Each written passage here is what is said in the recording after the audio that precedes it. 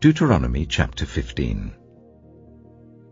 At the end of every 7 years, you must cancel debts. This is how it is to be done. Every creditor shall cancel any loan they have made to a fellow Israelite. They shall not require payment from anyone among their own people, because the Lord's time for cancelling debts has been proclaimed. You may require payment from a foreigner, but you must cancel any debt your fellow Israelite owes you. However, there need be no poor people among you, for in the land the Lord your God is giving you to possess as your inheritance, he will richly bless you, if only you fully obey the Lord your God and are careful to follow all these commands I am giving you today. For the Lord your God will bless you as he promised, and you will lend to many nations, but will borrow from none. You will rule over many nations, but none will rule over you. If anyone is poor among your fellow Israelites, in any of the towns of the land that the Lord your God is giving you, do not be hard-hearted or tight-fisted towards them. Rather, be open-handed, and freely lend them whatever they need. Be careful not to harbor this wicked thought. The 7th year, the year for cancelling debts, is near, so that you do not show ill will towards the needy among your fellow Israelites and give them nothing. They may then appeal to the Lord against you, and you will be found guilty of sin. Give generously to them, and do so without a grudging heart. Then because of this, the Lord your God will bless you in all your work and in everything you put your hand to. There will always be poor people in the land. Therefore I command you to be open-handed towards your fellow Israelites, who are poor and needy in your land. If any of your people, Hebrew men or women, sell themselves to you and serve you for 6 years, in the 7th year you must let them go free. And when you release them, do not send them away empty-handed. Supply them liberally from your flock, your threshing floor, and your winepress. Give to them as the Lord your God has blessed you.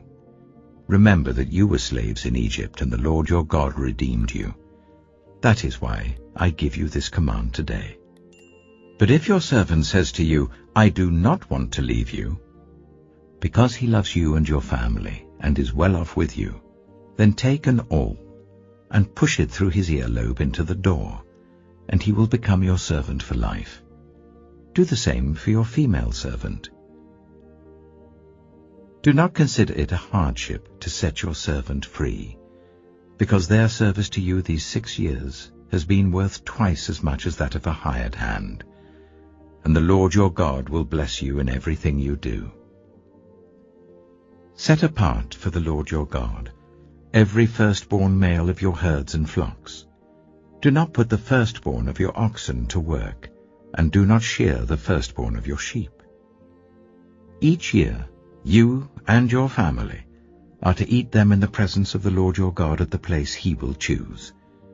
If an animal has a defect, is lame or blind, or has any serious flaw, you must not sacrifice it to the Lord your God. You are to eat it in your own towns. Both the ceremonially unclean and the clean may eat it, as if it were gazelle or deer. But you must not eat the blood. Pour it on the ground like water. Deuteronomy chapter 16. Observe the month of Aviv, and celebrate the Passover of the Lord your God, because in the month of Aviv he brought you out of Egypt by night. Sacrifice as the Passover to the Lord your God an animal from your flock or herd at the place the Lord will choose as a dwelling for his name. Do not eat it with bread made with yeast, but for 7 days eat unleavened bread, the bread of affliction, because you left Egypt in haste, so that all the days of your life you may remember the time of your departure from Egypt. Let no yeast be found in your possession in all your land for 7 days. Do not let any of the meat you sacrifice on the evening of the first day remain until morning. You must not sacrifice the Passover in any town the Lord your God gives you, except in the place he will choose as a dwelling for his name.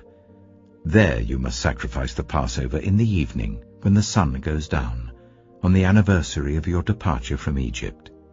Roast it and eat it at the place the Lord your God will choose. Then in the morning return to your tents. For 6 days eat unleavened bread, and on the 7th day hold an assembly to the Lord your God, and do no work. Count 7 weeks from the time you begin to put the sickle to the standing corn. Then celebrate the Festival of Weeks to the Lord your God, by giving a free will offering in proportion to the blessings the Lord your God has given you. And rejoice before the Lord your God at the place he will choose as a dwelling for his name. You, your sons and daughters, your male and female servants, the Levites in your towns, and the foreigners, the fatherless and the widows living among you.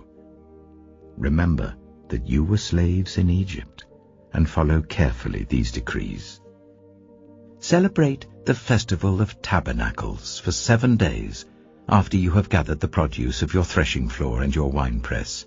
Be joyful at your festival, you, your sons and daughters, your male and female servants, and the Levites, the foreigners, the fatherless and the widows who live in your towns. For 7 days celebrate the festival to the Lord your God at the place the Lord will choose. For the Lord your God will bless you in all your harvest and in all the work of your hands, and your joy will be complete. 3 times a year all your men must appear before the Lord your God at the place he will choose, at the festival of unleavened bread, the festival of weeks, and the festival of tabernacles. No one should appear before the Lord empty-handed. Each of you must bring a gift in proportion to the way the Lord your God has blessed you. Appoint judges and officials for each of your tribes in every town the Lord your God is giving you, and they shall judge the people fairly. Do not pervert justice or show partiality. Do not accept a bribe, for a bribe blinds the eyes of the wise and twists the words of the innocent. Follow justice and justice alone, so that you may live and possess the land the Lord your God is giving you. Do not set up any wooden Asherah pole beside the altar you build to the Lord your God, and do not erect a sacred stone, for these the Lord your God hates. Proverbs chapter 6.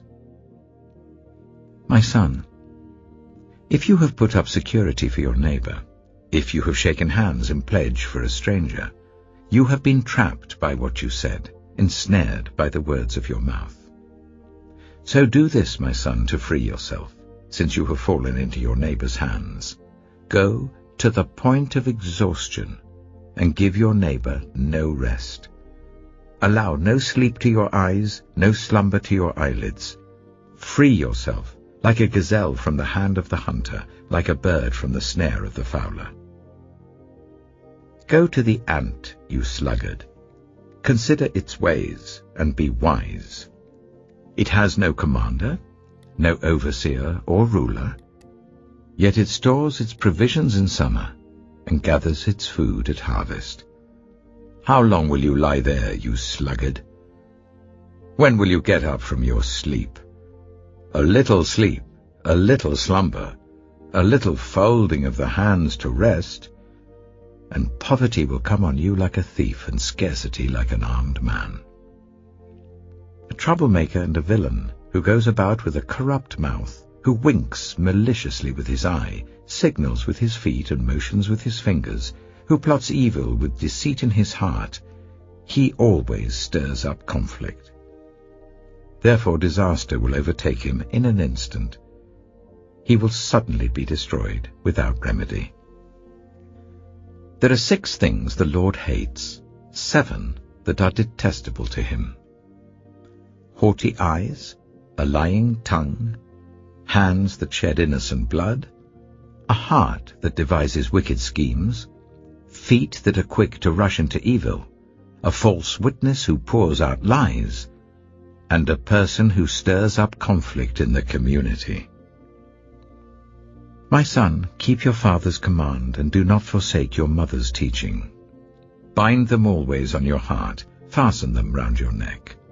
When you walk, they will guide you. When you sleep, they will watch over you. When you awake, they will speak to you. For this command is a lamp, this teaching is a light, and correction and instruction are the way to life, keeping you from your neighbor's wife, from the smooth talk of a wayward woman. Do not lust in your heart after her beauty, or let her captivate you with her eyes. For a prostitute can be had for a loaf of bread, but another man's wife preys on your very life. Can a man scoop fire into his lap without his clothes being burned? Can a man walk on hot coals without his feet being scorched? So is he who sleeps with another man's wife. No one who touches her will go unpunished. People do not despise a thief if he steals to satisfy his hunger when he is starving. Yet if he is caught, he must pay sevenfold, though it costs him all the wealth of his house.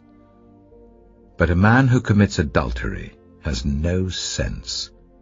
Whoever does so destroys himself. Blows and disgrace are his lot, and his shame will never be wiped away.